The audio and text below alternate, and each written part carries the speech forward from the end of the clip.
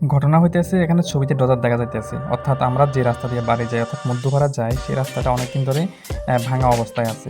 মানে কোনো অটো যাইতে পারে না, কোনো গাড়িও যাইতে পারে না, শুধু বাইক এবং পায়ে হেঁটে যাওয়া যায়। তো অনেকদিন পরে এখন কাজ হইতেছে, আর সকাল থেকে কাজ শুরু হয়ে গেছে। তো আমি এখন যাইতেছি সেখানে গিয়া কাজগুলি কীভাবে হইতেছে একটু দেখি আমি, এবং আমি আপনাদের সামনে তুলে ধরতেছি। আর আসলে আমার কাজ হচ্ছে কোথায় কী হচ্ছে বা নিজের অনুভূতিগুলি তুলে ধরি আমি মোবাইলের মাধ্যমে। আর এটাই আমার ভালো লাগার কাজ। অনেক রকম কথা কই, সেটা আমার কানে দিয়ে লাভ নাই, সেটা ভাইবতে লাভ নাই। মানুষের কথা মানুষে কইব, সেটা আমার ভাইবেও দরকার নাই।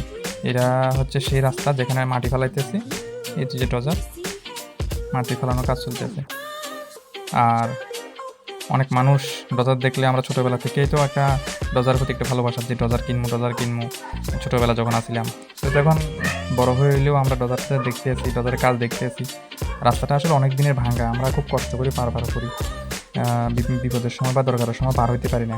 তো এখন ঘটনা হইতেছে যে কাজ তো হইতে আছে, একটু মনের মধ্যেও ভয় ভাব আছে, কারণ বর্ষাকাল, যদি বৃষ্টি হয় তাহলে কিন্তু আবার আমরা বাড়িতে থাকতাম না, রাস্তাটা একদম ব্লক হয়ে যাবে।